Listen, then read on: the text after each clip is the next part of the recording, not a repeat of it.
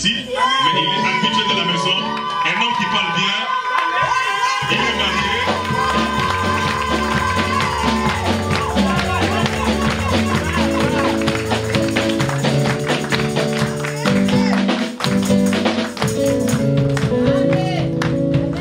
Amen. Est-ce qu'on peut acclamer très très fort?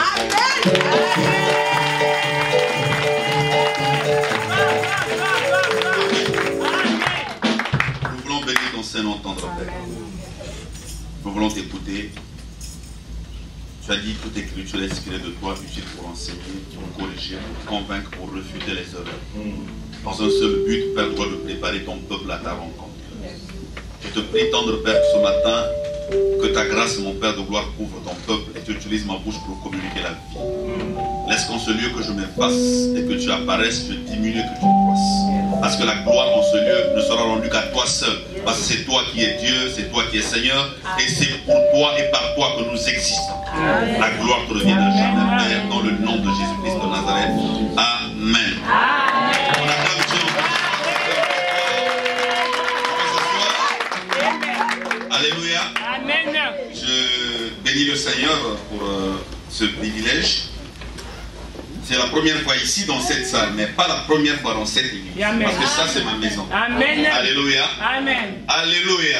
Amen. Et je bénis le Seigneur pour mon bien-aimé frère, frère et ami, parce que c'est la famille et ça, c'est ma grande famille. Amen. Dieu a préparé quelque chose de grand ce matin pour nous, que nous partageons ensemble. Je veux nous prêcher, ça veut dire que moi aussi je veux recevoir. Je ne viens pas vous prêcher ce matin, c'est un partage de la part du Seigneur. Nous allons parler sur la puissance de la décision. Notre thème de ce matin, c'est la puissance de la décision. Vous savez, dans le livre de Daniel, au 11e chapitre, le 32e verset, Daniel dit quelque chose de très très capital. Il dit ceci: ceux de mon peuple. Il parlait du temps de la fin, la prophétie qui lui a été communiquée par le Seigneur sur l'Antéchrist qui devait venir pour séduire le peuple. Et il donne une parole dans au 32e verset du 11e chapitre. Il dit: pendant cette période, ceux de mon peuple qui connaîtront leur Dieu agiront avec fermeté. Moi, la question que je me posais, c'était de savoir comment ceux du peuple de Dieu connaîtront-ils encore Dieu? Parce que on sous-entend que ceux de son peuple devaient automatiquement connaître leur Dieu. Le peuple d'Israël, un peuple appelé par le Seigneur, un peuple consacré à Dieu. Mais David, plutôt Daniel dit ceux de mon peuple. Ça veut dire dans le peuple de Dieu, il y a ceux qui ne connaissent pas bien leur Dieu. Il donne la précision, ceux de mon peuple qui connaîtront leur Dieu agiront avec fermeté. La connaissance de son Dieu, c'est le point capital, ou encore c'est notre capital pour la vie chrétienne. Jésus a dit un jour à la femme samaritaine: vous ne connaissez pas celui que vous servez, que vous adorez. Mais nous connaissons. Ça veut dire la première chose que nous devons connaître. Et ce matin, Dieu veut nous amener à apporter, Dieu veut apporter un plus dans notre connaissance. Écoutez, dans l'échec de l'homme sur la terre, le diable n'est pas 100% responsable. Et dans la réussite de l'homme, c'est pareil. Dieu a une responsabilité, l'homme a une part de responsabilité également.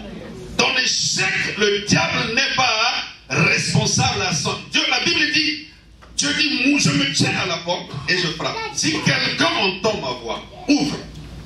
Ça veut dire que l'homme a une responsabilité. Si l'homme n'ouvre pas, Dieu n'entrera pas chez lui pour souper avec lui et lui avec l'Éternel. C'est de même pour le diable. Le diable ne vient pas dans ta vie si tu ne lui donnes pas l'occasion, tu ne l'invites pas ou tu n'ouvres pas une brèche qui lui permet de s'installer et de prendre une part de responsabilité dans ta vie. Alléluia. Voilà pourquoi aujourd'hui nous voulons parler sur la puissance de la décision. Ce qui permet un point capital qui permet à un homme de vivre soit la gloire de Dieu ou de vivre soit l'échec dans sa vie. C'est le pouvoir de la décision. Nous rentrons dans le livre de 2 Rois. Nous sommes dans 2 Rois. C'est un texte que nous avons l'habitude de lire, que tu as beaucoup lu assurément à plusieurs reprises, mais Dieu veut te parler là-dessus. Nous sommes dans 2 Rois 7. Je lis à partir du premier verset. Élisée dit, écoutez la parole de l'Éternel. Ainsi parle l'Éternel. Demain, à 7 heures, on aura une mesure de fleurs de farine pour 1 cycle. Et 2 mesures d'orge pour 1 cycle à la porte de Samarie. L'officier sur la main duquel s'appuyait le roi répondit à l'homme de Dieu.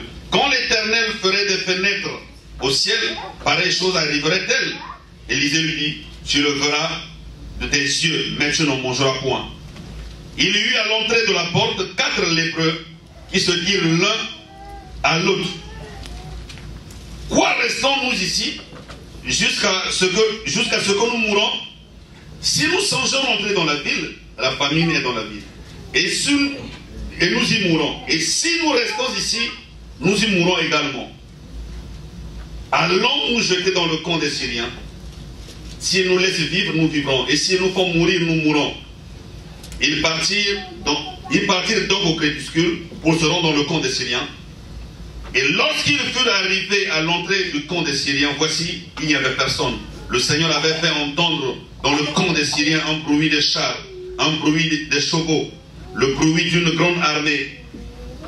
Et ils s'étaient dit l'un à l'autre, voici le roi d'Israël a pris en sa solde contre nous, le roi des Égyptiens, le roi des Égyptiens, pour venir nous attaquer. Nous allons nous arrêter là à la maison, vous pouvez continuer à lire. Amen. Est-ce qu'on peut acclamer la parole du Seigneur? Je parle sur le pouvoir de la décision. Alléluia. Amen. Ici, la Bible nous explique quelque chose qui s'est passé en Israël. C'était au temps d'Élisée. Il y eut famine dans la ville. Et comme dans l'ancien temps, les villes étaient délimitées par des murailles, la Bible dit, pendant que la famine battait son plein, que les gens mouraient de la faim, il y avait 4 personnes qui étaient atteintes de la lèpre. Et dans l'ancien temps, toutes les maladies contagieuses, ou encore une catégorie de maladies que Dieu considérait comme des maladies impures. Et les gens qui souffraient de ces maladies n'avaient pas droit à être ensemble avec le peuple qui était normal. Donc, parmi tant d'autres, il y avait la lèpre. Et la loi disait que tous les lépreux devaient être hors du camp, donc en dehors de la ville. Et ils étaient juste à la porte de la ville. Donc quand le peuple de la ville, qui était dans la ville, trouvait à manger, il leur apportait à manger hors de la ville.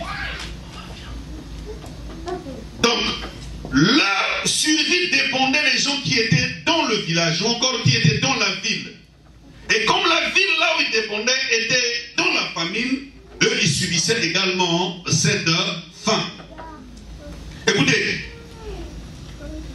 tous les lépreux dans le temps, ou encore tous ceux qui avaient été déclarés impurs dans le temps, même si tu étais marié avant, un lépreux, même s'il était marié avant, il avait une vie de famille, il jouissait bien de sa vie, mais une fois que la lèpre était détectée par le sacrificateur, cette personne devait quitter automatiquement sa famille, aller vivre hors du camp, loin du peuple pour ne pas contaminer les autres. Ça veut dire que c'était une situation que ces 4 lépreux vivaient, une situation qu'ils n'avaient pas voulu eux-mêmes. Ils vivaient dans des conditions qu'ils n'avaient pas voulu eux-mêmes. Mais la maladie les a imposé de se séparer soit de leurs femmes, soit de leurs enfants, de leur famille. Vous savez, dans la vie, il y a certaines choses que nous subissons aujourd'hui auxquelles nous ne sommes pas responsables. Il y a des choses aujourd'hui que tu es en train d'endurer, que tu n'as pas voulu vivre. Assurément, je comptais vivre ma vie de cette façon, mais indépendamment de ta volonté, une circonstance a fait qu'aujourd'hui tu te trouves dans cette situation. Et tu es en train non pas de vivre ta vie, mais tu es en train de subir ta vie. Tu n'es pas acteur de ta vie. Tu ne peux pas vivre ce que tu veux projeter d'avance. Et tu vois comme si tu vis à l'opposé de ce que tu avais eu comme projet dans ta vie. C'est ce que ce peuple était en train de vivre, les 2 lépreux, plutôt les 4 lépreux. séparés de tout, déconnectés de la réalité de la ville. Et comme la ville subissait la famine, eux, ils étaient obligés de subir la famine parce qu'ils dépendaient de la ville. Quand la ville avait de quoi à manger, on pensait également à eux. Mais ils sont retrouvés dans une situation où même la ville n'avait plus rien. La famine tuait déjà. Alors, un prophète de l'Éternel, Élisée, se leva un bon matin avec un ainsi dit l'Éternel. Il vient annoncer le message, une bonne nouvelle que tout le monde attendait. Il dit, demain, à la levée du soleil, nous aurons l'abondance. Avec un cycle d'argent, on pourra acheter l'huile, on pourra avoir de la farine, dans la ville et l'abondance rentrera. Il y a eu un homme, un officier du roi, qui a écouté le message, qui a dit au prophète, même si l'Éternel Dieu pouvait faire les fenêtres au ciel, crois-tu que pareille chose arrivera? Alléluia. Alléluia. Alléluia. Écoutez, le Seigneur ne fait pas à la manière des hommes. Plusieurs personnes sont bloquées dans leur vie, même quand Dieu parle, même quand il y a une prophétie. Le grand problème quand Dieu parle dans la vie d'un homme, ce n'est pas de chercher à comprendre comment cela se fera. Le pourquoi du comment appartient à l'Éternel. Le grand problème de celui qui reçoit la parole de Dieu, c'est de croire que celui qui dit, celui qui déclare, celui qui apporte la parole n'est pas un homme. Il maîtrise les temps et les circonstances. Quand Dieu prononce une parole, ça veut dire qu'il a regardé les tenants et les aboutissants. Il est capable de les réaliser, peu importe la grandeur de l'obstacle qui peut se présenter en face de toi. Amen. Voilà. Cet officier a regardé la réalité. Réellement, il avait raison. Voyons, tant de mois que la ville a subi la famine, la prophétie ne parlait pas du mois prochain, ne parlait pas de l'année prochaine. Les gens ont passé la nuit affamés et ont dit demain matin, il y aura l'abondance. Non. Cet homme a dit non, mais raisonnons quand même. Il doit y avoir comme le temps que la pluie tombe, le temps de semer, le temps que ça croisse et que le temps de la récolte pour qu'il y ait l'abondance. Mais demain cela se fera comment? Car lui, l'homme de Dieu, Élisée, quand il a porté la prophétie, il ne savait pas comment cela allait se faire. Mais il savait une seule chose, c'est que celui qui l'avait parlé était Dieu. Il avait la capacité de réaliser ce qu'il avait dit. Non, est-ce que vous comprenez quelque chose? Amen. Voilà ces 4 lépreux hors de la ville. Ils n'attendaient plus qu'une seule chose. C'était la mort, parce que l'espoir dans leur vie était déjà fini. Parce que la ville qui leur fournissait n'avait plus rien. Ceux de la ville devaient manger, devaient boire, et le reste qu'on leur apportait hors de la ville. Mais la sécheresse a frappé la ville. Les conditions qu'ils vivaient, c'était des conditions déplorables. Hors de la ville, malade, séparés de tout le monde. Il y a certaines choses que nous vivons aujourd'hui. Certaines conditions qu'on vit aujourd'hui. Parfois, quand tu restes tranquille, tu réalises, mais pourquoi cela m'arrive à moi? Et pourtant, dans mes projets, et pourtant quand je grandissais, quand je me suis rendu, tu vois, il y a des réflexions comme ça qui arrivent dans la vie de l'homme. L'homme parfois commence à condamner Dieu dans certaines circonstances. Il y a des gens qui vivent des choses, qui subissent aujourd'hui des choses qu'ils n'ont pas pensé vivre dans leur vie. Mais Dieu avait un projet, un plan qu'il devait réaliser avec les gens qui étaient abandonnés hors du camp, les gens qui étaient délaissés, considérés comme délaissés, les gens qui étaient oubliés. Écoutez, souvent les oubliés de hommes ont toujours été les surprises de Dieu. Lisez la parole de l'Éternel. Partout là où les humains ont négligé, c'est là où souvent l'Éternel Dieu opère. Le jour où Esaïe a oublié dans la liste de ses enfants qu'il a présenté à Samuel, David. Il ne savait pas que c'était l'homme que Dieu avait préparé d'avance. Parce que la pensée de Dieu n'a jamais été toujours la pensée des humains.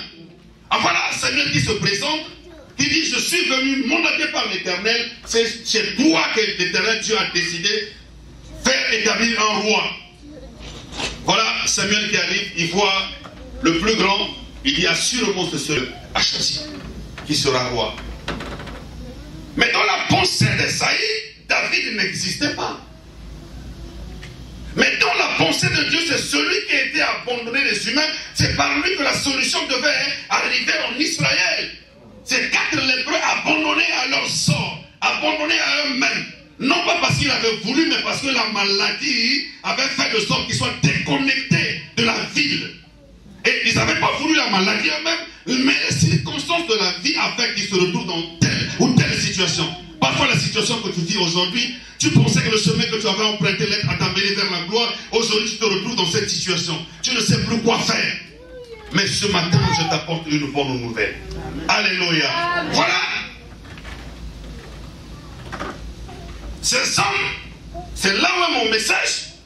Ces hommes, un bon matin, se sont dit, les uns les autres, écoutez, si nous restons ici, nous allons mourir. Parce que la ville qui nous donne à manger et à boire, il n'y a plus rien. Si nous rentrons dans la ville, c'est pareil, nous allons mourir. Mais si nous partons chez les Syriens, nous avons 2 possibilités. Soit ils vont nous tuer parce que ce sont nos adversaires, ou s'ils ne nous tuent pas et qu'ils ont pitié de nous, ils vont nous laisser vivre. Seule la personne qui essaie, seule la personne qui s'engage, qui a 2 possibilités dans sa vie. Amen. Un homme qui ne s'engage jamais n'a qu'une réponse, a déjà échoué même avant de commencer. Parce que tu n'as qu'une seule possibilité. Mais seule la personne qui s'engage, qui a 2 possibilités. Amen. Ces hommes ont pris l'initiative. Si nous restons ici, nous allons mourir. Si nous rentrons dans la ville, ça sera pareil, il n'y a rien à manger. Mais si nous partons chez les adversaires, chez les Syriens, nous avons 2 possibilités. S'ils nous font tuer, ça sera pareil comme si nous étions restés sur place. S'ils nous tuent, ça sera pareil comme si on était reparti dans la ville là où les gens meurent de la faim. Mais s'ils nous laissent vivre, nous avons une 2e possibilité. Voilà pourquoi j'ai toujours dit ceci. Un homme né de Dieu, un homme qui a compris Dieu, c'est un homme qui ne peut jamais échouer. Il peut manquer, il peut rater, mais il n'échoue jamais. Parce que manquer et échouer, ce sont 2 choses différentes. Je vous donne un exemple clair. Moi, quand j'étais en terminale, pour la première fois, j'ai fait mon bac. Je n'avais pas échoué, mais j'avais manqué mon bac. Parce qu'échouer, c'est quoi? Échouer, c'est manquer l'objectif et abandonner le projet. Donc celui qui a raté et qui a l'initiative de reprendre, il n'a pas encore échoué, mais il a manqué. Alléluia. Vous savez, il y a 2 possibilités. J'ai manqué, j'ai essayé, ça n'a pas marché, mais je n'ai pas échoué. Ne me place pas dans la catégorie de ceux qui ont échoué parce que j'ai manqué. Parce que manquer, ça ne veut pas dire que j'ai abandonné le projet. Le projet existe encore. L'année suivante, quand j'ai refait mon bac, j'ai eu mon bac, ça veut dire que je n'avais pas échoué. Amen. Non, je ne sais pas si vous comprenez quelque chose. Amen. Alléluia. Ils ont dit, nous allons essayer.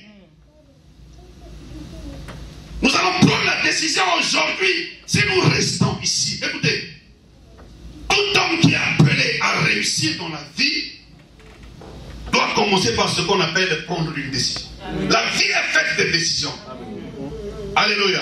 Amen. Alléluia. Amen. La vie est faite de décisions. Un homme qui va réussir demain, on le connaît aujourd'hui.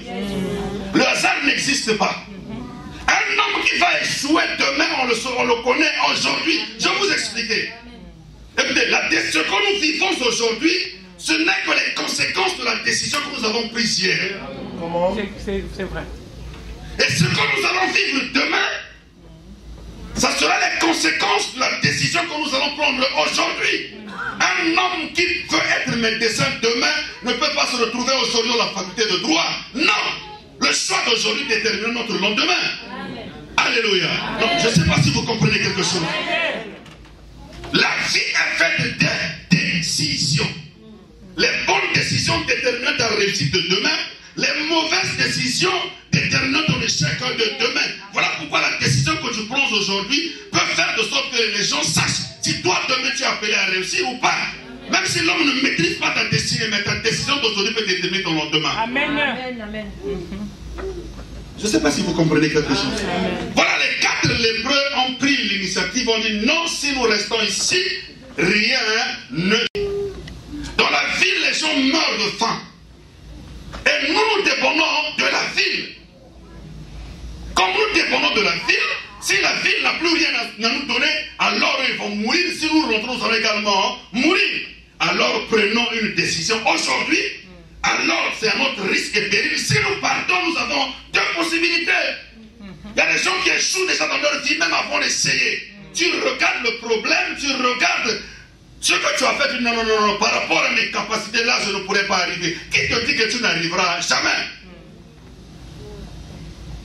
Ton frère aujourd'hui, parce que tu regardes les capacités que tu as, le grand problème ne regarde pas les capacités physiques ni intellectuelles que tu peux avoir, mais regarde la grandeur de celui en qui tu as cru. Il est capable de changer toutes choses et de créer un chemin, même dans le désert. Des capacités. Regardez ce que Gédéon dit au Seigneur. Il dit, Seigneur, c'est moi que tu prends aujourd'hui, que tu choisis pour libérer ce peuple, mais c'est pratiquement impossible. Il commençait à raisonner avec le Seigneur. Je suis né dans la tribu de Manassé, la tribu la plus pauvre, et je suis dans la famille la plus pauvre, et moi je suis le dernier des plus pauvres. Seigneur, cela n'est pas possible. Alléluia. Amen. Ce qui te bloque aujourd'hui, c'est quand tu regardes tes capacités, quand tu regardes à ton passé, quand tu regardes là où tu as déjà essayé, ça n'a pas marché, automatiquement tu conclus toi-même, non, ça ce n'est pas pour nous, c'est pour d'autres personnes. Qui t'a dit que ce n'est pas pour toi, c'est pour d'autres personnes? Les hommes abandonnés, négligés, les 4 lépreux, qui pouvaient compter encore sur eux? L'espoir était fini. La famille les abandonnait, le peuple les abandonnait. Personne ne croyait encore en eux. Alléluia. Assurément, tu es dans ce cas où personne ne peut plus compter sur toi. Un jour, moi, comme je suis le dernier de la famille, nous avons 10 ans d'écart avec celle que j'ai suivie, l'avant-dernière. Dans le plan des parents, c'était qu'ils devaient s'arrêter à ma soeur. Donc moi, je n'étais pas dans leur programme. Et 10 ans plus tard, voilà, moi j'arrive, je débarque, sans aviser. Et comme j'étais un peu turbulent pendant que je grandissais, ça c'était... Alléluia. Donc en fait, pour lui, pour elle plutôt, ou pour le couple, moi j'étais le produit d'un hasard. J'étais pas dans leur plan. Ils pouvaient avoir raison, je n'étais pas dans leur plan, mais au moins j'étais dans le plan de l'Éternel. Leur projet c'était à ma soeur, mais Dieu dans son plan savait que je devais naître là. Il avait une mission à réaliser ensemble avec moi. Non, je ne sais pas si vous comprenez. Amen. Alléluia. Amen. Il dit non, mais toi tu viens, tu n'étais même pas dans le programme. Dans notre programme, tout était déjà clôturé. Donc pour eux, j'étais moi un hasard. Un produit d'un accident biologique pour eux. Alléluia. Mais laisse-moi t'affirmer ce matin, tu n'es pas le produit d'un accident biologique. Amen. Tu n'es pas venu sur cette terre par hasard. Et tu n'es pas né dans cette famille-là où tu es né par hasard. Si Dieu t'a placé là parce qu'il avait un plan à réaliser ensemble avec toi. Un homme m'a dit un jour, pasteur, si je savais, Bishop, et que si on pouvait choisir sa famille, moi je n'allais pas naître là où je suis né. Parce que si j'étais né dans la famille de moi, aujourd'hui le monde allait parler de moi. J'ai dit mon frère, c'est une grosse erreur. On allait parler de toi parce qu'il y avait X qui existait. Si Dieu t'a mis dans la famille 2 qui n'a pas de nom, parce que c'est toi qui as choisi pour donner un nom. Pourquoi tu veux que tu sortes et que les gens te connaissent par X ou par Y? Pourquoi toi tu ne peux pas donner un nom à ta famille? Parce que Dieu t'a donné les potentialités nécessaires pour que tu tailles ta destinée, tu donnes un nom à ta famille. Alléluia. Amen. Alléluia. Amen. Les lépreux disent non, si nous restons ici, nous allons mourir. Si tu regardes la situation en face, rien ne changera. Le monde ne peut rien te donner de bon. Il ne te donnera que tout ce que tu seras en mesure d'accepter. Nous sommes comme dans un monde des alligators, là où celui qui ouvre grandement sa gueule a l'avantage sur l'autre. Dans le monde, c'est comme ça. Personne ne fera un chemin pour toi. Non. Je ne sais pas si vous comprenez. Un homme m'a dit un jour, moi, ma prière de tous les jours, je prie comme Salomon. Seigneur, ne me donne pas trop. De peur que dans l'abondance, je t'oublie. Et ne me prive pas aussi de peur que dans le manque, que je ne blasphème ou encore que je n'abandonne ton nom. C'est-à-dire, mon frère, tu n'as rien compris jusqu'à aujourd'hui. Tu sais pourquoi Salomon priait comme ça? Je dis, Salomon priait comme ça parce que Salomon a tout trouvé. David, son père, a travaillé, il a laissé l'héritage. Salomon vient, il rentre dans son... Il vient s'asseoir sur le trône. Salomon, tout le long de son règne, il n'a pas connu la guerre. Il a connu la paix. Son père a laissé de l'or, il a tout laissé. C'est un héritier. Quand tu demandes à Dieu de me donner un peu, parce qu'il avait déjà beaucoup. Toi, tu demandes à Dieu de me donner qu'un peu. Mais est-ce que tu comprends que tu n'es pas seulement né seul? Et que Dieu, dans sa pensée, ne veut pas seulement te bénir. Il dit à Abraham, je te bénirai, je ferai de toi une source de bénédiction. Alléluia. Non, j'ai dit ça, c'est une mauvaise prière. Ne me donne pas trop. C'est ça, c'est Salomon parce qu'il ne voulait pas avoir beaucoup. Parce qu'il y avait déjà beaucoup que son père a laissé. Tu es né quelque part là où on n'a rien laissé. Il y a des gens, c'est toi qui dois faire l'héritage des autres. On ne t'a rien laissé. Mais comment tu peux avoir dans ta tête l'intention, Seigneur, ne me donne pas trop, ne me dis de peur que dans l'abondance. Non, pas dans l'abondance, on néglige pas l'Éternel. Si dans l'abondance, on négligeait Dieu. Et que si l'abondance amenait l'homme dans la corruption, le plus grand pécheur devait être Dieu. Parce que le plus grand risque, c'est le plus grand saint. Non, l'abondance ne corrompt pas la sainteté, c'est faux. Par contre, c'est le monde qui amène l'homme à vivre dans la magouille. Parce qu'on n'en a pas. On veut mentir pour avoir. Mais la Bible, regardez ce que David dit. Il dit, oui, le bonheur et la grâce m'accompagneront tous les jours. Et j'habiterai la maison de l'Éternel. Ça veut dire, l'abondance, quand ça vient dans ta vie, il y a la grâce de Dieu. Ça permet aux chrétiens de demeurer dans la maison de l'Éternel. Amen. Alléluia. Amen. Ils ont pris la décision, non, si nous restons ici, nous allons mourir. Si tu regardes ta situation en face, ta situation ne changera jamais. Tu es l'acteur principal de ta vie. N'accepte pas n'importe quoi. Amen. Parce que tu n'es pas de la race de ceux qui doivent vivre n'importe quoi, ni subir la vie. Mais tu dois être de ceux qui doivent vivre la gloire de l'Éternel, afin que le monde extérieur sache que le choix que tu as fait, tu ne t'es pas trompé de chemin, mais c'est le chemin que tu as pris qui amène l'homme vers la gloire. Amen. Nous devons arriver à un niveau là où même nous n'ouvrons plus les Bibles pour prêcher l'évangile, mais ta vie devient une évangélisation. Quand les gens te regardent, comparent ta vie d'hier et celle d'aujourd'hui, ils vont comprendre que non, si ce n'est pas Dieu, qui d'autre peut faire pareilles choses dans la vie d'un homme. Amen. Bon, est-ce que je parle à quelqu'un? Amen. Tu as intérêt à savoir prendre les décisions. Ne regarde pas ta vie. Rien ne changera. Dieu, dans les principes de Dieu, écoutez-moi très bien. Dieu marche avec ceux qui marchent. Il s'arrête avec ceux qui s'arrêtent. Quand tu regardes ta situation sans prendre une décision, ta situation ne changera jamais. Moïse s'est retrouvé devant la mer Rouge avec le peuple derrière lui. Devant la mer et derrière Pharaon venait avec sa cavalerie pour les exterminer parce qu'il avait changé d'avis. Alors le peuple criait auprès de Moïse. Dieu écouta les cris de son peuple, demanda à Moïse, Moïse, qu'est-ce qui se passe? J'entends le bruit au milieu de mon peuple. Il dit, Seigneur, nous avons un obstacle en face de nous, la mer Rouge, et derrière la Pharaon qui arrive. Nous ne savons pas quoi faire. Voilà un Dieu qui dit à Moïse, Moïse, c'est moi que tu attends, moi l'Éternel. Que je prenne la décision, je quitte le ciel, je viens sur la terre, je fonds la mer, et puis toi je traverse avec le peuple. Qu'as-tu entre tes mains? Il dit un bâton. Il dit, mais avec ce bâton, c'est toi, Moïse, qui prend la décision de fondre la mer. Alléluia. Qu'as-tu entre tes mains? Il dit un bâton. Alors, mais depuis longtemps, tu avais le bâton, c'est moi que tu attendais. Pourquoi tu n'as pas pris la décision avec le bâton que tu as de fondre la mer pour que le peuple passe? Alors, si Moïse, qui a vécu dans l'ombre avec un bâton, il a fondu la mer, ça veut dire que nous qui vivons dans l'époque de la grâce, le véritable bâton que nous avons reçu, c'est le Saint-Esprit. Ne regarde pas ta situation en face. Lève-toi, affronte la situation qui est en face de toi. Elle finira par céder. Parce que la mer Rouge ne peut pas résister devant le bâton de Moïse. Amen. Devant le Saint-Esprit que tu as placé dans ta vie. Aucune situation ne peut te résister. Alléluia. Ne regarde pas la situation, tu commences à pleurer, tu ne sais plus quoi faire. Non, c'est à toi d'agir. C'est à toi de dire non, trop c'est trop. Je ne veux pas continuer à vivre cette vie. Jusqu'à quand? Non, je ne suis pas venu accompagner les gens. Et à tout moment, j'ai des cartes d'invitation pour les mariages des autres. Et moi, je ne me marie jamais. Non! Non! Pourquoi c'est toi qui dois toujours être invité? Pourquoi toi, tu ne l'invites jamais? Alors dis non, c'est fini cette fois-ci. Ce n'est plus moi qui dois partir. Eux aussi, ils doivent venir à mon mariage. Pourquoi est-ce que moi, je suis fait selon toi?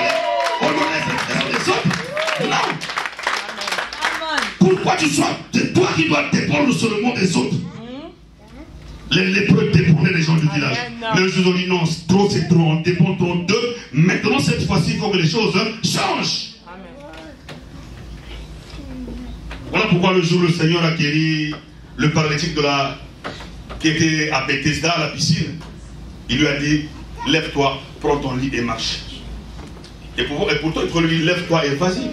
Mais pourquoi prendre encore son lit? Alléluia. Parce que ce lit l'avait soutenu pendant longtemps, près de 38 ans. Ce lit prenait soin de lui. Et le jour où Dieu a décidé de payer ce temps, il devait avoir remise et reprise. Alors c'est lui qui devait prendre soin du lit. Alors toi tu m'as transporté, maintenant c'est mon tour de te transporter. Alors ce matin je viens annoncer ton tour est arrivé. Ce n'est plus toi de dépendre d'eux. Maintenant eux aussi doivent dépendre de toi. Ils vont supporter pendant longtemps. Maintenant lève-toi, prends ton lit et marche. Alléluia. Non, je ne sais pas si je parle à quelqu'un.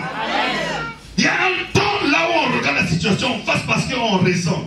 Mais il y a un temps là où tu dois prendre la décision pour dire fini, non, fini, c'est fini. Le grand problème des lépreux, ils étaient malades. C'était leur condition. Mais à l'intérieur d'eux, ils avaient quelque chose qu'ils ignoraient. Alléluia. Amen. Ils avaient quelque chose en eux qu'ils ignoraient. Parce que quand ils ont pris la décision de partir, eux, ils ne comprenaient rien. Mais le grand problème était que Dieu les attendait qu'ils partent pour que Dieu puisse amplifier leur pas. Alléluia. Dieu n'amplifie jamais les pas d'un homme quand un homme ne prend pas la décision de partir. Alors quand il a pris l'initiative de partir, la Bible dit pendant qu'il marchait vers les camps des Syriens, avec le désespoir total, la Bible dit Dieu avait amplifié leur pas. Pendant qu'ils marchaient vers les Syriens, les rois des Syriens et les Syriens eux-mêmes, ils ont entendu le bruit des grandes armées. Ils ont dit assurément le roi d'Israël a pris en sa solde le roi des Égyptiens et le roi des Égyptiens pour venir nous attaquer. Or il n'était qu'à 4. Le grand bruit. Amen. Alléluia. C'est quand on prend la décision que l'Éternel Dieu s'engage à marcher avec toi.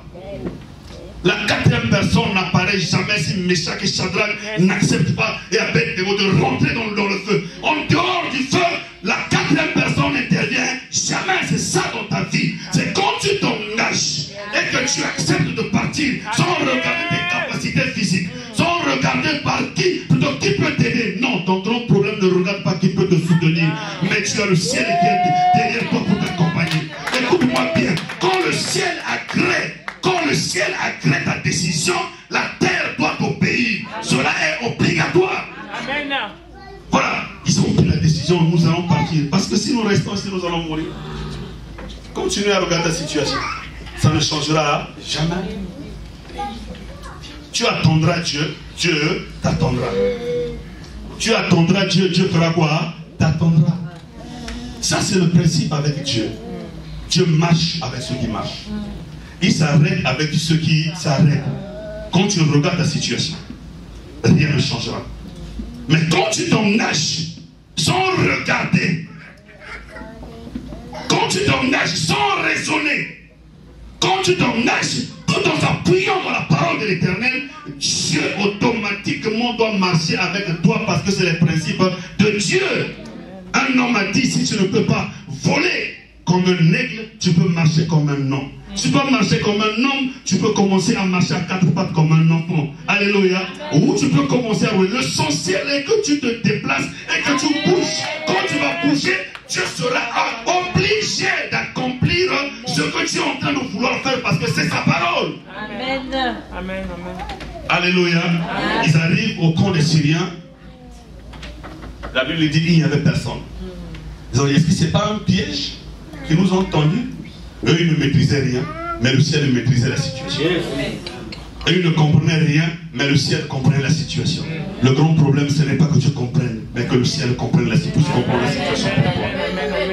Ils ont mangé dans la première tente, la deuxième dit non, aujourd'hui c'est un jour exceptionnel. Il faut que nous apportons la bonne nouvelle dans la ville. La prophétie devait se réaliser, la prophétie d'Élisée. Mais le grand problème, ce n'est pas là. Le grand problème, ce sont ces 4 lépreux. C'était des gens qui étaient ignorants de leur identité. Ils ne comprenaient pas qui ils étaient réellement. Ils savaient qu'ils étaient les lépreux abandonnés. Mais ils ne savaient pas au-dedans de qu'est-ce qu'ils étaient. C'est ça dans la vie chrétienne. Ce que tu vis aujourd'hui ne détermine pas ce que tu es réellement. La possession d'un homme ou encore ce que l'homme a ne détermine pas ce qu'il est réellement. Alléluia. Mais ce qu'on est peut déterminer ce qu'on aura demain.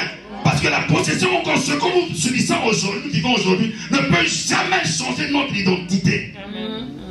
Ces hommes ne comprenaient pas ce qu'ils étaient réellement. La vie que tu mènes aujourd'hui peut être une vie médiocre. La vie que tu mènes aujourd'hui, tu es un homme abandonné de tout le monde.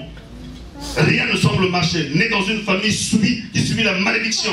Là où la limitation a été bloquée. Moi j'ai vu une famille, là où il y avait un montant fixé dans leur famille. Il y a plusieurs familles qui vivent des choses comme ça. On peut monter, arriver à un niveau, il y a un plafond que l'ennemi a fixé dans votre famille. Vous ne pouvez pas dépasser ce plafond. Quand tu arrives là, tu dois redescendre à zéro. Même si tu quittes l'Afrique, tu vas en Europe, en Amérique, cette loi de la ressemblance familiale t'accompagne partout là où tu seras. Tu ne peux pas excéder un montant fixé par l'ennemi dans ta famille. Une famille fixée, on ne peut qu'avoir 2 enfants. Au-delà de 2 enfants, il y a la mort qui intervient. Il y a des familles comme ça, là où tout le monde, les femmes ne peuvent pas se marier. J'ai une femme en Angola m'a dit, je me suis marié à 2 mois, mais je sais que je suis parti en tourisme, parce que je repartirai toujours chez nous. Ma l'aînée l'avait fait, il est reparti. La deuxième, c'était pareil. Moi, je suis la 5e. Donc, quand je m'en vais, ça ne m'étonne pas si dans 2 matins, je rentre chez les parents. Parce que c'est toute la famille qui subit ça. Et elle trouve ça normal. Quand la normale devient normale, alors on rentre dans le chemin de l'échec. On ne comprend plus. La normale ne peut être normale. Alléluia. Il dit non, mais je sais que je suis parti en tourisme parce que je veux passer le temps. Mais fin de fin, même si je fais des efforts, je repartirai toujours. Je devais prendre la décision. Je dis non, si elles ont suivi ça, ça c'était eux. Mais moi aujourd'hui, je prends la décision de briser cette loi qui a longtemps affecté ma famille. Il faut qu'il y ait quelqu'un qui doit se lever, qui prend la décision pour briser la malédiction de la famille, afin que ceux qui sont derrière bénéficient de la grâce qui doit couler. Non, ne regarde pas cette situation en face. Ne dis pas que c'est normal. Tous ceux qui font les études ne peuvent pas arriver à l'université. Tu trouves ça normal. Tu dis non, mais c'est la famille. D'abord, dans notre famille, personne n'a le bac. Et ça devient normal. Alors, il doit y avoir un lépreux qui doit dire non. Si nous regardons la situation comme ça, rien ne changera. Il faut que je me lève et que j'aille. Alléluia. Si eux, ils ont subi ça parce qu'ils n'avaient pas Dieu en eux. Mais toi, tu as rencontré celui qui a la capacité de changer le cours de l'histoire de ta famille. Alors c'est par toi que tout doit commencer. Tu dois prendre une décision, dire non, maintenant ça s'arrête là. Je ne sais pas si je parle à quelqu'un. Écoutez ce que la Bible dit. Nous allons ouvrir nos Bibles dans le livre d'Ésaïe, au chapitre 43.